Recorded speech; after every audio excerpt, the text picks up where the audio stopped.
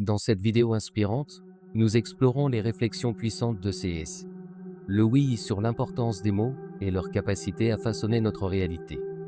À travers les écritures et des exemples concrets, nous découvrons comment nos paroles peuvent soit nous lier, soit nous libérer. En s'appuyant sur des passages bibliques clés, nous apprenons comment semer des graines positives pour récolter une vie pleine de bénédictions, de santé et de prospérité. Ne manquez pas cette opportunité de transformer votre vie par la puissance de vos mots. Regardez la vidéo jusqu'à la fin pour des enseignements profonds et pratiques. N'oubliez pas de vous abonner à notre chaîne Dévotion chrétienne pour plus de contenu inspirant qui vous aidera à vivre une vie en pleine foi et en abondance. Que Dieu vous bénisse abondamment. Dans le poids de la gloire, C.S. Lewis réfléchit. Croyez-vous que j'essaie de jeter un sort? Peut-être que oui, mais souvenez-vous des contes d'autrefois. Les sorts sont utilisés tant pour briser les enchantements que pour en lancer. Nous avons besoin du sort le plus puissant disponible pour nous éveiller de l'enchantement malveillant du matérialisme qui nous a pris au piège depuis près d'un siècle. Si notre foi est ancrée dans la réalité, nous ne devons pas nous détourner des aspects qui semblent confus ou repoussants. Ce sont souvent ces éléments perplexes ou troublants qui cachent les connaissances que nous manquons et dont nous avons désespérément besoin. En fin de compte, le visage qui est soit la joie, soit l'effroi du cosmos, se tournera vers chacun de nous avec une expression ou une autre, offrant une gloire indescriptible ou infligeant une honte interminable. Proverbe 18h21 dit « La mort et la vie sont au pouvoir de la langue, et ceux qui l'aiment en mangeront les fruits. » Les mots sont le sort le plus puissant que nous possédons. J'aimerais réfléchir sur le potentiel transformateur de vos mots. Votre situation actuelle est en partie façonnée par les mots que vous avez utilisés pour vous définir. Les mots fonctionnent comme des graines, en les prononçant, vous insufflez de la vie à vos déclarations. Avec suffisamment de répétition, ils peuvent devenir réalité, souvent sans que vous en ayez pleinement conscience. Vous tracez votre destin. Il est merveilleux lorsque vous affirmez « Je suis béni, je suis résilient, je réaliserai mes rêves, je surmonte mes dettes ». Cet état d'esprit transcende le simple optimisme. Vous proclamez la victoire, la prospérité et la croissance. Votre parcours s'alignera avec la direction tracée par ces mots. Proverbe 23:7 nous dit « Car comme il pense dans son cœur, tel il est. » Pourtant, beaucoup finissent par déclarer le contraire. « Je n'ai jamais de chance, je ne me remettrai jamais en forme, je tombe toujours malade. » Inconsciemment, ils convoquent l'échec, la malchance, la médiocrité et la rareté. Les Écritures nous enseignent que nous récolterons les fruits de nos mots. Lorsque vous parlez, vous semez des graines, et le temps viendra pour récolter ces fruits. Mon défi pour vous est de vous assurer que vous plantez les bonnes graines. Si vous désirez des pommes, plantez des graines de pommes. Si vous aspirez à des oranges, ne plantez pas de cactus ou de lierre vénéneux. Vous récolterez ce que vous semez. Comme le dit Galates 6:7. Ne vous y trompez pas. On ne se moque pas de Dieu et ce que l'homme sème, il le récoltera aussi. En essence, vous ne pouvez pas parler de mots négatifs et attendre un avenir radieux. Vous ne pouvez pas parler de défaite et espérer le triomphe. Vous ne pouvez pas évoquer la rareté et espérer l'abondance. Si vos mots sont remplis de pauvreté, votre vie en sera le reflet. Si ce que vous voyez ne vous plaît pas, commencez à planter de nouvelles graines. Comme le dit Joël 3h10, que le faible dise « Je suis fort », au lieu de dire « Je ne vais jamais m'améliorer, cette maladie est héréditaire », déclarez « Je suis en train de guérir, ce mal est temporaire, chaque jour je me sens plus fort ». Persistez à planter ces graines, et avec le temps, vous récolterez la santé, la plénitude et le triomphe. Au lieu de vous focaliser sur la croyance que les dettes sont éternelles, « Je n'atteindrai jamais de nouveaux sommets ». Transformez votre discours en « Je serai un donneur, pas un preneur. Tout ce que je touche prospérera. J'entre dans une période d'abondance, pleine d'excès. » Cultivez des graines de croissance et de richesse. Au lieu de vous limiter en pensant « Mes rêves sont inaccessibles », proclamez « Mes aspirations sont à portée de main. Je suis sous la grâce divine, et de bonnes nouvelles sont à l'horizon. Les bonnes personnes arrivent dans ma vie, et de nouveaux défis et opportunités m'attendent. » En maintenant cette mentalité positive, vous récolterez une moisson de merveilles. Dieu a le pouvoir de vous bénir abondamment, afin qu'en toute chose, en tout temps, ayant tout ce dont vous avez besoin, vous excelliez dans chaque bonne œuvre. 2 Corinthiens 9:8 nous enseigne que nos mots détiennent un pouvoir immense. Jacques nous rappelle dans les Écritures qu'avec la langue, nous bénissons notre Seigneur et Père, et avec elle, nous maudissons les hommes qui sont faits à l'image de Dieu. Jacques 3:9. Beaucoup ne réalisent pas que leurs paroles jettent des ombres sur leur avenir. Chaque fois que vous dites « la chance n'est jamais de mon côté », vous jetez une malédiction sur votre vie. Lorsque vous pensez « cette maison de rêve ne sera jamais la mienne » ou « cette addiction est incassable » ou « la personne idéale est une illusion », vous semez des graines de négativité. Brisez cette malédiction sur votre avenir. Parfois, ce n'est pas l'adversaire qui nous défait, mais nous-mêmes. Faites attention à vos mots. Enrichissent-ils votre vie ou l'appauvrissent-ils? Adoptez une attitude positive. Je suis en train de me revitaliser. Dieu renouvelle ma force comme celle des aigles. Je gagne en force, en santé et en beauté. Je préserverai mes cheveux et ma lucidité. Je vivrai une longue vie, fructueuse et pleine de foi. Ne jetez pas de malédiction sur votre avenir. Commencez à bénir votre parcours et à anticiper des merveilles. Et rappelez-vous ce que dit Ésaïe 40, 31. Mais ceux qui espèrent en l'Éternel renouvellent leur force. Ils s'élèvent avec des ailes comme les aigles et ils courent et ne se fatiguent point. Ils marchent et ne se lassent point. Pourquoi ne pas arrêter l'autocritique? Mettez de côté les plaintes concernant ce qui vous déplaît, comme le vieillissement ou les rides. Cessez de déprécier votre vie et commencez à l'exalter. Appelez-vous en bonne santé, vigoureux, talentueux, attrayant et jeune. Chaque matin avant de partir, regardez-vous dans le miroir et dites « Bonjour, merveilleuse personne ». Mais surtout, louez Dieu. La positivité est essentielle, mais n'oubliez jamais ce que dit Psaume 34, 1. Je bénirai l'Éternel en tout temps et sa louange sera toujours dans ma bouche. Proverbe 6 nous enseigne que nous sommes captifs des paroles que nous prononçons. Au verset 2, il est dit « Tu es pris au piège par ce que tu as dit, lié par les paroles de ta bouche ». Vos déclarations peuvent être un obstacle et limiter votre portée. Ce ne sont pas les pensées qui vous piègent, car nous avons tous des moments de doute. Mais en donnant voix à ces pensées, vous les faites exister. En disant « Je ne serai jamais en forme », vous rendez votre parcours plus difficile. En affirmant « La chance ne me favorise jamais », vous bloquez les bénédictions qui vous sont destinées. Si vous vous décrivez comme dépourvu de talent ou sans charisme, vous imposez des barrières à votre vie et invitez la médiocrité. Peut-être que dans le passé, vous avez été pris au piège par vos propres mots, mais aujourd'hui est un nouveau jour. Je proclame que vous vous libérez de ces chaînes. Chaque maillon est brisé et chaque barrière s'effondre. Aucune adversité ne prévaudra contre vous. Maintenant, c'est à vous d'agir. Commencez à proclamer le triomphe dans votre existence. Parlez d'évolution et déclarez audacieusement la faveur divine. Ayez l'audace d'invoquer ce que vous rêvez et croyez. Ne confinez pas vos mots à simplement décrire les problèmes. Utilisez-les pour remodeler votre réalité. Hébreux 12. Un nous rappelle. Nous donc, ayant autour de nous une si grande nuée de témoins, dépouillons-nous de tout poids et du péché qui nous enveloppe si facilement, et courons avec persévérance la course qui nous est proposée.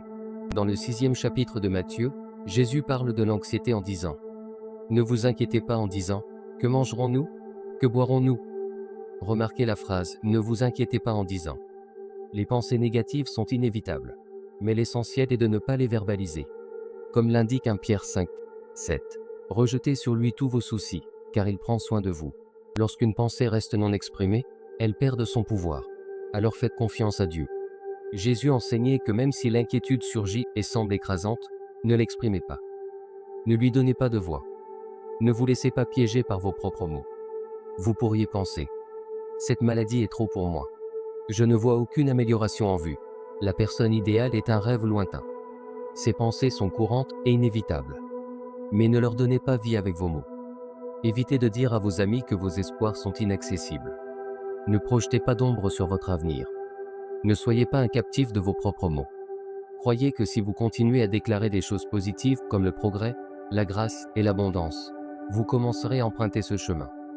Ne crains pas, car je suis avec toi et ne sois pas désespéré, car je suis ton Dieu. Je te fortifie, je viens à ton aide, je te soutiens de ma droite triomphante. Ésaïe 41, 10. En période d'adversité, il est crucial de rester vigilant.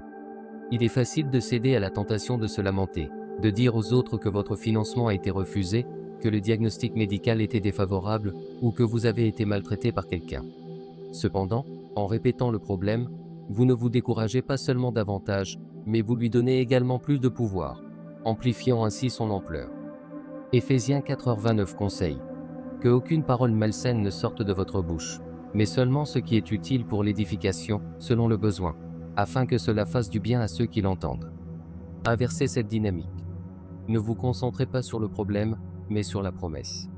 Au lieu de vous lamenter en disant « Je fais face à un grand obstacle », affirmez « Je suis sous la protection d'un grand créateur.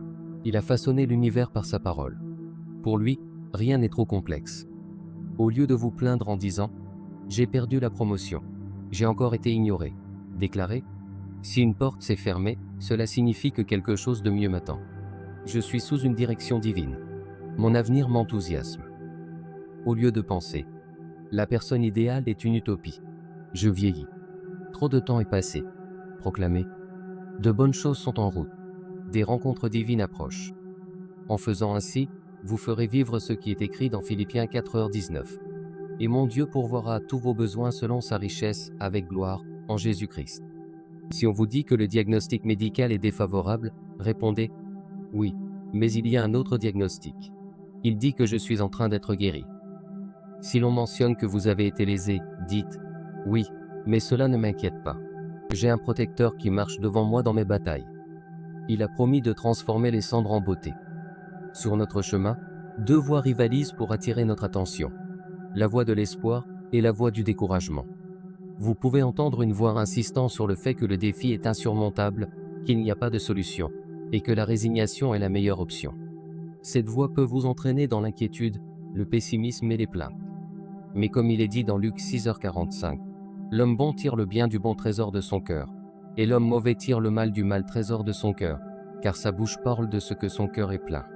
Cependant, si vous écoutez attentivement, vous entendrez une voix différente, la voix de l'espoir, murmurant qu'il y a un chemin divin devant vous.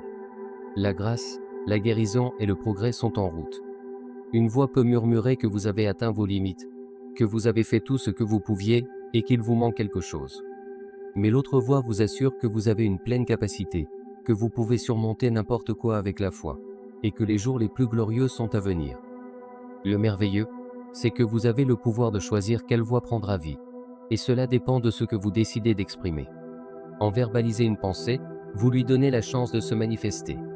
Si vous dites « Oh, le défi est immense.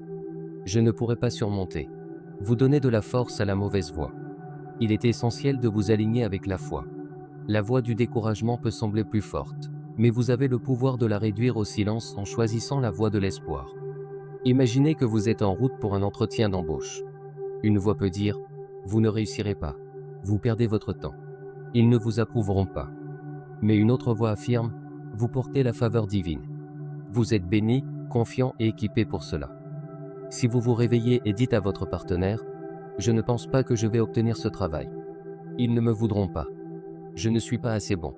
Je ne devrais même pas essayer. » Vous vous limitez avec vos mots. Vous devez vous positionner et déclarer « Je ne donnerai plus vie à aucune défaite. Je ne parlerai pas de pénurie, de maladie, de médiocrité ou de manque. Je choisirai la voie de l'espoir. » Cette voix affirme « Je suis résilient. Je suis en bonne santé. Je suis béni. Je suis favorisé.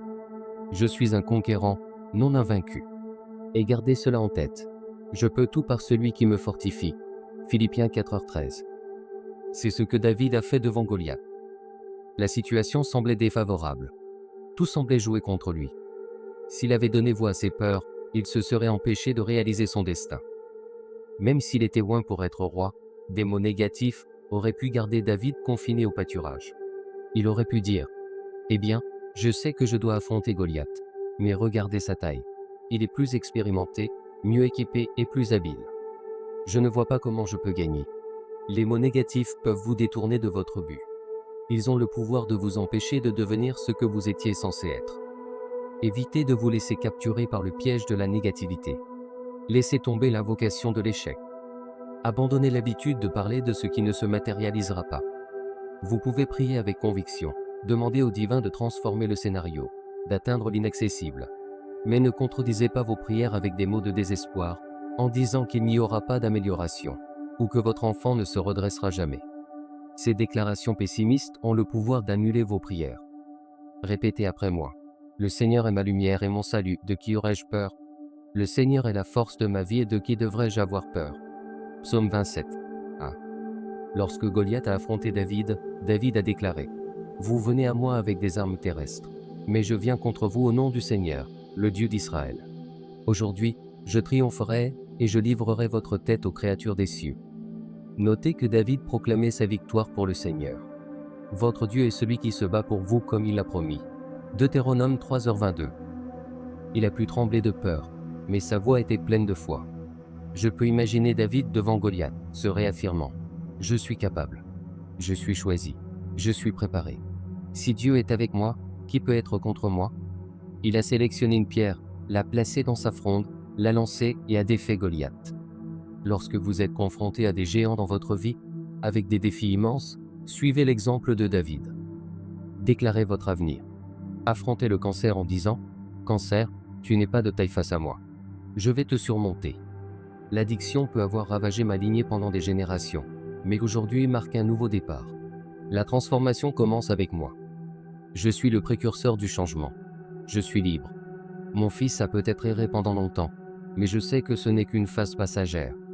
Quant à moi et à ma maison, nous servirons le Seigneur. Annoncez la victoire dans votre vie. Comme il est dit dans Romains 8h37, « Mais dans toutes ces choses, nous sommes plus que vainqueurs par celui qui nous a aimés. » Il y avait un homme dans les Écritures nommé Zorobabel. Il a affronté une immense montagne, un obstacle redoutable. Mais comme David, il n'a pas déploré l'impossibilité ou la perte apparente de tout espoir. Il a déclaré « Qui es-tu, grande montagne, devant moi? Tu deviendras une plaine. » Il délimitait son avenir. La montagne était imposante, mais il a proclamé qu'elle serait nivelée, transformée en une colline. Voici un principe. Ne parlez pas de la montagne, adressez-vous à elle, car avec Dieu, rien n'est impossible. Luc 1h37. Affrontez cette montagne de dettes et affirmez « Tu ne me vaincras pas, tu seras surmonté. Je serai le prêteur, non l'emprunteur.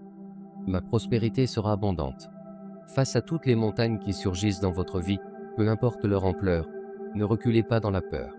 Ne vous rétrécissez pas. Levez-vous avec foi. Dites à la montagne, tu seras surmonté.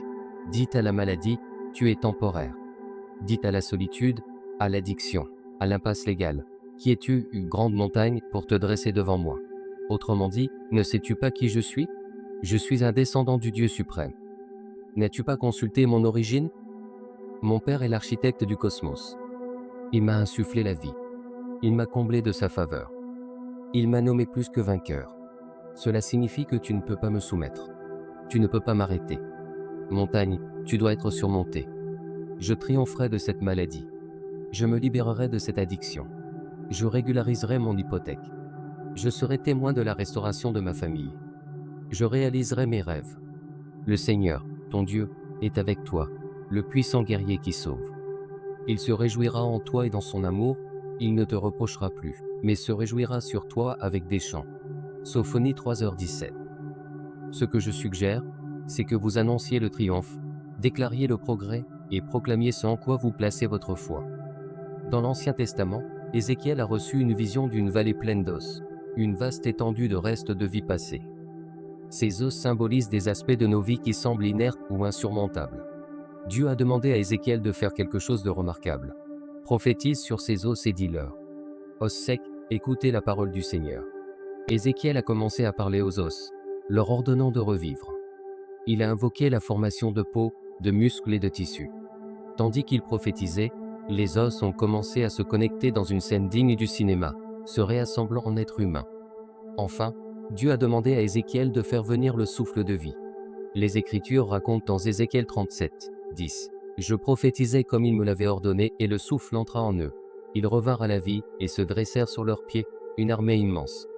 Il peut y avoir des éléments dans votre vie qui semblent éteints, votre santé, vos entreprises, une relation. Tout ce que vous voyez est, au figuré, cette vallée d'os secs. Dieu vous dit la même chose qu'il a dit à Ézéchiel. Il ne suffit pas de prier, vous devez parler directement à la situation. Annoncez aux os secs. Invoquez la santé. Invoquez la prospérité. Invoquez le renouveau. Comme il est dit dans Ésaïe 43, 18-19. Ne vous souvenez plus des choses passées, ne considérez plus les choses anciennes. Voici, je fais une chose nouvelle, elle va éclore. Ne la reconnaîtrez-vous pas?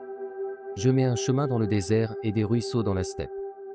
Si votre enfant est égaré, ne vous limitez pas à prier. Annoncez-lui, fils, fille, reviens. Tu accompliras ton dessein. Si vous luttez contre une addiction, ne vous contentez pas de prier. Déclarez, Je suis libre. Les chaînes sont brisées. C'est une nouvelle aube de triomphe. Prenez votre chéquier et faites une annonce dessus. Tout ce qu'il semble être, ce sont des os secs, des dettes et des adversités. Annoncez aux os secs. Je serai le prêteur, non l'emprunteur. Je suis le leader, non le suiveur. Je suis en train d'entrer dans une ère d'abondance. Comme il est dit dans Ésaïe 3h10, dites aux justes qu'il lui sera bien, car ils mangeront le fruit de leurs œuvres. Tout comme Ézéchiel, si vous annoncez aux os, Dieu revitalisera ce qui semblait perdu. Il accomplira des exploits que vous ne pourriez jamais réaliser par vous-même. Amen. Le psaume 2 dit, « Je publierai le décret ». Un décret était un document officiel écrit. Le psalmiste proclamait, « Il y a quelque chose qui a été enregistré que je vais commencer à annoncer. Nous pouvons faire de même. Proclamer un décret. Il est essentiel d'enregistrer vos objectifs, d'écrire vos aspirations et ce que vous souhaitez voir dans votre existence. Pour chaque domaine nécessitant bataille ou amélioration, écrivez-le comme si c'était déjà une réalité. Puis, chaque jour, proclamez ce manifeste. Récitez-le haute voix à plusieurs reprises. Il ne suffit pas de contempler et vocaliser vos intentions détient un pouvoir significatif. Il est crucial de déclarer votre avenir. Vous pouvez adapter ces déclarations à votre parcours personnel. Mais voici quelques affirmations essentielles qui peuvent améliorer votre vie. Je suis résilient et plein de vitalité. Je suis en parfaite santé et maintiens mon poids idéal. Je rayonne d'enthousiasme et d'énergie. Je suis talentueux et déterminé. Je suis apprécié et sûr de moi. J'ai une personnalité agréable et je suis bien considéré par les autres. Ma présence apporte de la joie et je suis content et reconnaissant de mon parcours. J'excelle en excellence et en intégrité. Je suis victorieux et prospère, avec un avenir radieux devant moi. Mon héritage inspirera les générations futures, et j'avance avec détermination à chaque étape. Je suis béni et triomphant, descendant du Créateur suprême. En affirmant continuellement ces déclarations positives, vous façonnez un avenir de succès et de grâce. Votre pratique régulière de ces déclarations positives transformera votre perception et votre essence, faisant de ces affirmations une partie naturelle de votre vie quotidienne. Vous vous surprendrez à exprimer naturellement. Je suis béni, je suis en bonne santé, je bénéficie de la faveur divine. Vos mots ne vous confineront plus, mais vous propulseront en avant. Comme le dit Proverbe 23, 7. Comme il pense dans son cœur, tel il est. Jacques 3, 5 nous rappelle que bien que la langue soit une petite partie du corps, elle se vante de grandes choses, tout comme une petite étincelle enflamme une vaste forêt. De même, un petit gouvernail dirige un grand navire, orientant le cours de nos vies. Examinez si votre discours est en accord avec la direction que vous souhaitez prendre. Observez-vous la croissance, la grâce et le renouveau dans votre vie? Sinon, réévaluez vos paroles. Alignez votre discours avec le chemin désiré mettra votre vie sur la bonne voie. Comme le dit Matthieu 18h18, tout ce que vous liez sur la terre sera lié dans les cieux, et tout ce que vous déliez sur la terre sera délié dans les cieux. Faites le choix de remplacer les expressions de manque, de défaite et d'incertitude par des affirmations de bénédiction. Commencez à proclamer la victoire, affirmez votre capacité à surmonter les obstacles et embrassez votre potentiel divin. Dites « Amen » à cette transformation dès aujourd'hui. Concluons par une prière pour renforcer ces enseignements et nous engager à parler uniquement des bénédictions à partir de maintenant. Père Céleste, nous te remercions pour le don de la parole, qui reflète ta puissance créatrice. Nous reconnaissons que, tout comme tu as formé l'univers avec tes mots, nos paroles ont le pouvoir de façonner nos vies. Accorde-nous la sagesse et la foi dans l'utilisation de ce don. Aide-nous à comprendre l'impact de nos mots et à veiller à ce que chaque mot que nous prononçons reflète ta grâce et ton amour. Aide-nous à remplacer les expressions de doute, de peur et de négativité par des affirmations de foi, d'espoir et de victoire. Père, nous reconnaissons que nos paroles ont souvent été influencées par le découragement et le manque de foi. Nous demandons ton pardon pour ces moments et te demandons la force de transformer notre discours. Que nos paroles agissent comme des semences cultivant une récolte abondante de bénédictions. Au nom de Jésus, nous déclarons que nous sommes bénis et puissants. Nous sommes plus que des vainqueurs. Que chaque mot positif et affirmatif que nous prononçons se manifeste dans nos vies, car nous croyons en ta fidélité à accomplir tes promesses. Seigneur, comme Jacques nous le rappelle, la langue est comme un gouvernail dirigeant un grand navire. Nous demandons au Saint-Esprit de diriger nos paroles, afin que nous puissions parler vie, guérison et prospérité. Que nos déclarations soient en accord avec ta volonté et ton dessein pour nous. Accorde-nous la vision de voir au-delà de nos circonstances et de proclamer ta vérité dans tous les aspects de nos vies. Rappelons-nous toujours, comme le dit Proverbe, que la mort et la vie sont au pouvoir de la langue. Que nos paroles favorisent constamment la vie et la positivité. Enfin, Père, nous prions pour que nos mots témoignent de notre foi. Que les autres voient ta lumière et ton amour à travers nos déclarations et soient attirés à chercher ta présence. À travers nos paroles, puissions-nous témoigner de ta puissance et de ta bonté. Au nom de Jésus, nous prions. Amen. Merci à tous ceux qui sont restés avec nous jusqu'à la fin. J'espère qu'à présent, vous avez acquis une nouvelle perspective et que vous êtes encouragés face à vos défis. Que Dieu bénisse chacun d'entre vous.